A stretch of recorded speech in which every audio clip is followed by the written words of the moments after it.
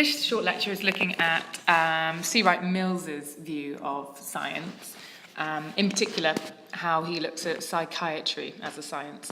So just to remind you, Mills was generally quite critical of the structural theories for ignoring the role of the individual. However, he said it's really, really important to kind of connect these individual private troubles to wider public issues, sort of in brackets, structures. So, Mills said, many great public issues, as well as many private troubles, are described in terms of the psychiatric, often in an attempt to avoid the larger issues and problems of modern society and to push drugs manufactured by the pharmaceutical companies.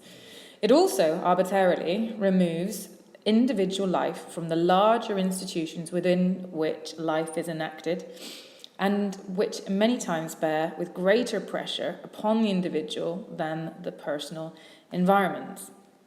Effectively, what Mills is arguing here is that psychiatry, and psychology to an extent as well, when people get mentally ill, or psychiatrists will call them mentally ill, or label them mentally ill, many of the causes are big structures like capitalism, work pressures, family. These are big structures that can be causing these individual problems. However, psychiatry labels these problems as individual disorders. And so people take drugs, people go to the doctor and get individual prescriptions. And what that essentially does is treat the symptom of structural inequality, but doesn't actually help with the cause, where the structures are actually causing these psychiatric problems.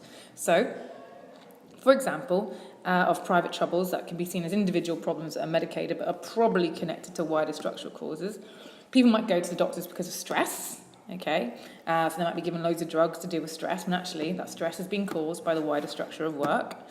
People might go to the doctors because they feel high levels of anxiety, and that, according to Mills, could be linked to huge levels of social pressure to look a particular way for men and women.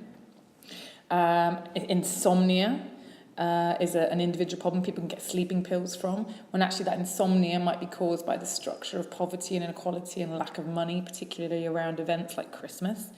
And to an extent, cancer is very much seen as an individual problem, not a psychological problem, but definitely it is a disease that individuals suffer and individuals get treatment. But we know there's plenty of research out there to say that actually cancer is caused by larger structural causes like industrial pollution, for example. It is definitely worth looking at what's been happening with psychology, and I will say psychology would be sociology's more scientific brother. At the start of the 20th century, there were only a dozen recognised mental illnesses. By 1952, there were 192, and the Statistical Manual of Mental Disorder today lists about 374 mental illnesses.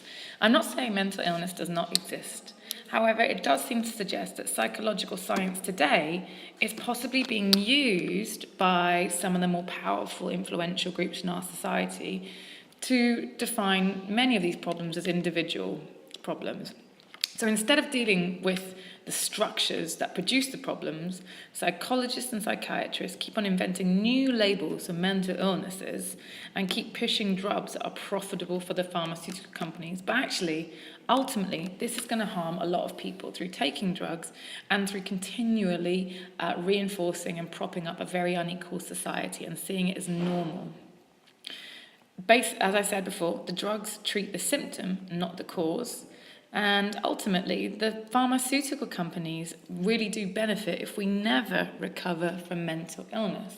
We have to keep on buying the drugs over and over and over again, rather than recover from the stress and the strain of work by making the workplace a more relaxed environment where perhaps we have far more to do with running our workday lives rather than having it imposed upon us from above, which is similar to the concept of alienation.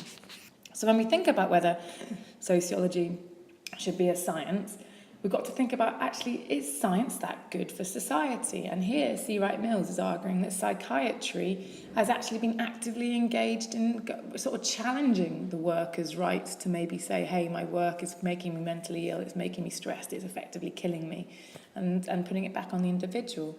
So again, science isn't always that good for us, according to C. Wright Mills. Thank you.